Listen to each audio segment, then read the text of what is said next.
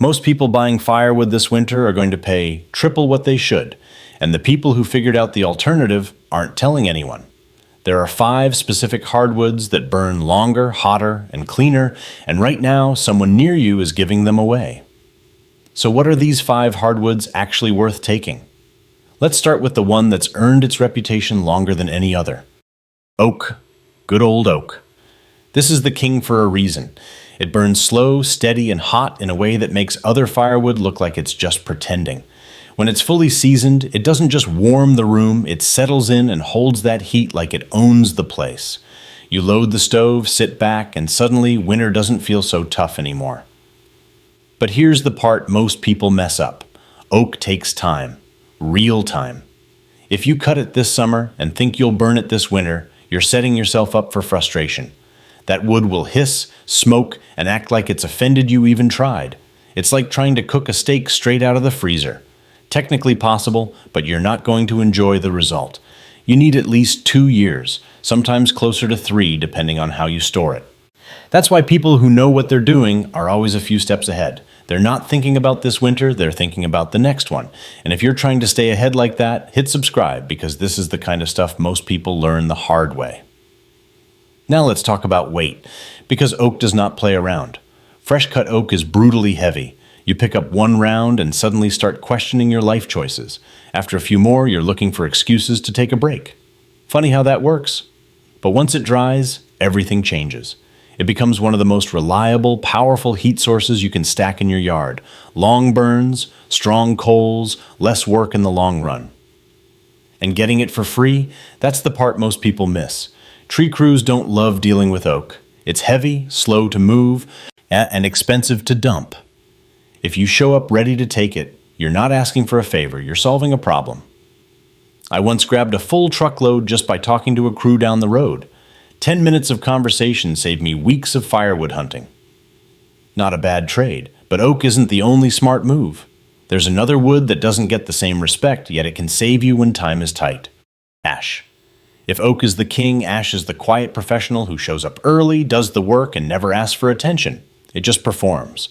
No drama, no surprises. You stack it, dry it, burn it, and it does exactly what you need. Ash burns clean with a steady flame and very little smoke when handled right. It splits easy too, which already puts it ahead of half the woods out there. You don't need to wrestle it or beg it to cooperate. One clean swing and it opens up like it was waiting for you. After dealing with stubborn logs, splitting ash almost feels like cheating. You start thinking you've become stronger overnight, but really it's just the wood being polite. Now here's the big advantage. Ash can burn even when it's not fully seasoned. Not perfect, not something you should rely on long term, but in a tight situation, it works. That's rare. Most woods will punish you for trying that. Ash gives you a pass at least once in a while, so when you're running low on dry firewood and winter is already knocking, ash can save you. It's like that one neighbor who always has tools when yours break. You don't think about them much until suddenly they're the most important person on the street. And here's where it gets even better. Because of the ash borer, a lot of ash trees are dying and getting cut down. Sounds bad, and it is, but it also means opportunity. There's more ash available now than people know what to do with. Homeowners just want it gone. Fallen trees, dead standing trunks, piles left after cleanup. You show up ready to work, and suddenly you're doing them a favor. Free wood, and they're grateful, but don't get too comfortable. Because the next wood on this list is powerful, stubborn, and where a lot of people either win big or give up halfway through. Hickory. Now we're talking serious heat. Hickory is not just good firewood, it's the kind of wood that makes you feel prepared for anything winter throws at you. It burns hotter than most species you'll come across, and it holds that heat for a long time. When the cold gets sharp and starts creeping into the house, hickory pushes back hard. This wood is dense, very dense. You pick up a fresh round and immediately understand you're dealing with something different. It's like the gym showed up in log form.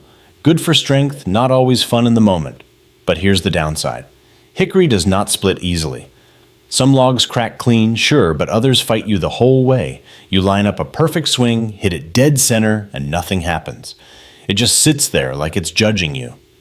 After a few swings, you start questioning your technique, your tools, maybe even your life choices. That's why a lot of people avoid it. Too much effort, they say. That's the mistake. Because once you get through that tough outer layer and let it season properly, hickory becomes one of the best firewoods you can have. Long burns, deep coals, steady heat through the night. You load your stove before bed, and in the morning you still have a glowing base ready to go. That's not luck, that's good planning. Now here's a trick most people overlook. After storms, keep an eye out for fallen hickory. Strong winds take down branches and sometimes entire trees. And when that happens, people usually just want the mess gone. If it's safe and you have permission, that's free premium wood sitting right in front of you. I've hauled home some of my best hickory this way. No money spent, just time and effort. And yes, a bit of soreness the next day.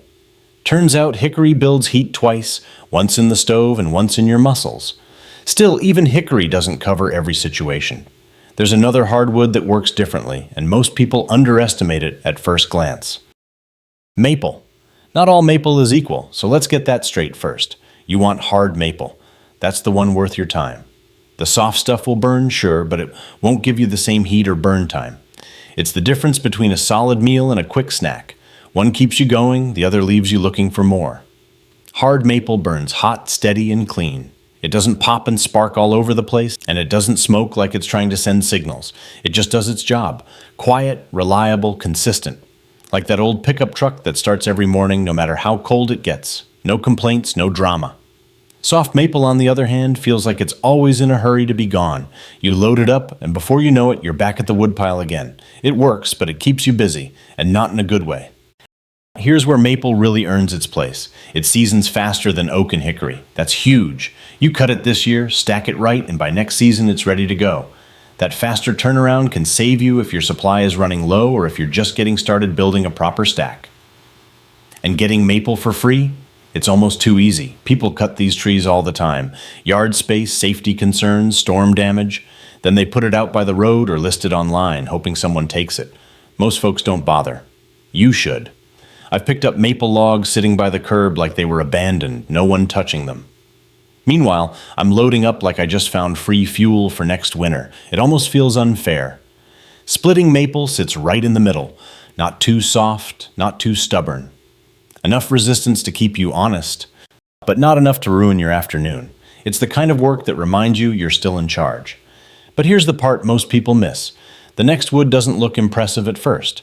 In fact, many ignore it completely. That's exactly why it's worth paying attention to. Beech. Now this one doesn't get talked about enough, and that's exactly why it's worth your attention.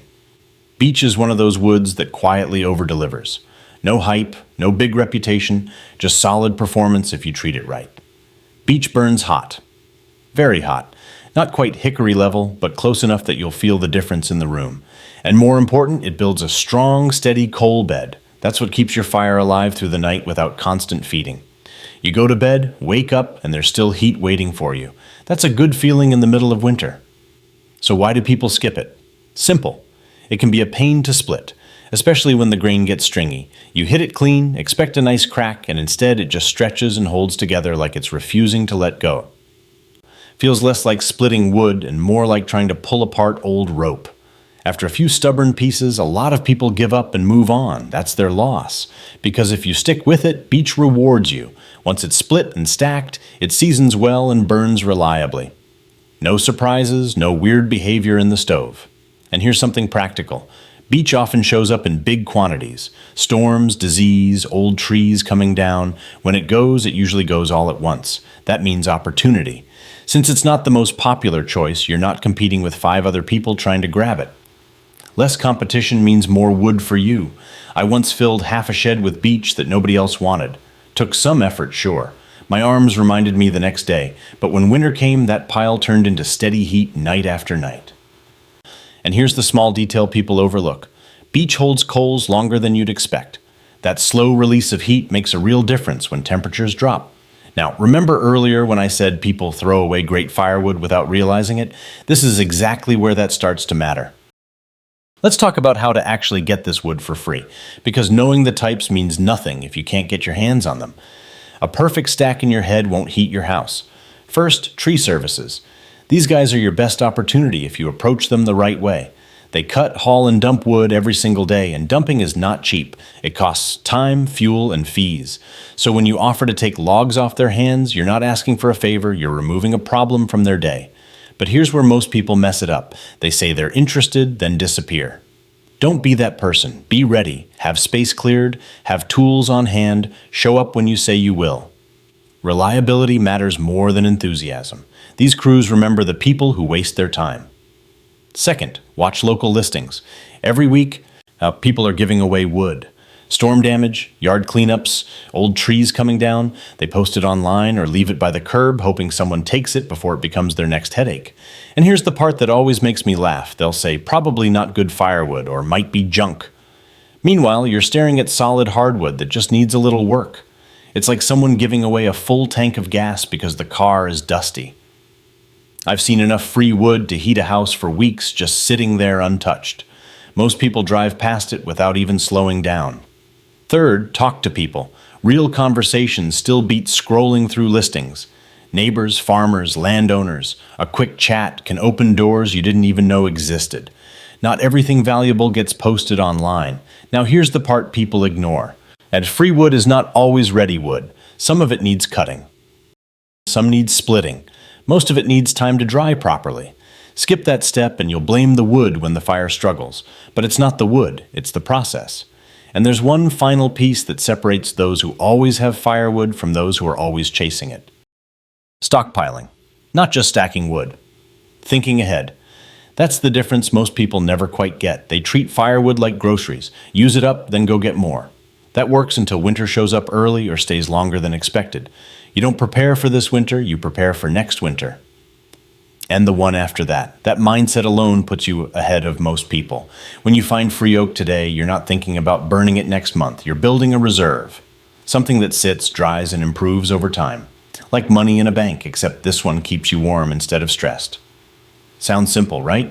It is. But simple doesn't mean easy. Most people wait until it's cold. Then suddenly everyone needs firewood at the same time. Prices go up, supply goes down, and quality gets worse. And that's when you see people buying damp wood and hoping for the best. That's also when stoves start smoking like they're sending distress signals. It's like buying snow boots during a snowstorm. You'll get something, but it won't be your best option. Instead, build layers. That's the real strategy. Fast-drying woods like ash and maple cover your short-term needs. You can process them this year and burn them next season without stress. Then you stack the heavy hitters like oak and hickory for the long term. Let them sit, dry slowly, and become the best fuel you'll ever use. Mix them. Rotate them. Always have wood at different stages. Fresh cut, drying, ready to burn. That way you're never stuck, never guessing, never hoping. Here's the honest part. Your future self will either thank you or curse you based on what you do right now. I've had winters where I was prepared and everything felt easy, and I've had winters where I was behind and every cold night felt like a reminder. Trust me, the thanking version sleeps better. And stacking matters more than people think. Get the wood off the ground, let air move through it. Cover the top to keep rain off, but leave the sides open so moisture can escape. Wood needs to breathe, not suffocate. And no, throwing a tarp over a messy pile is not a system. That's just hiding the problem and hoping it fixes itself. It won't. Do it right once, and your firewood works with you, not against you. Now let's bring this together. The difference between freezing and staying warm often comes down to simple choices made months earlier. Pick the right hardwoods. Oak, ash, hickory, maple, beech, each has its role, each has its strength. Find them for free by solving problems for others, not just looking for deals. And most important, think ahead. Always. Do that, and winter becomes something you handle, not something you fear. If this helped, subscribe for more practical wood knowledge that actually works.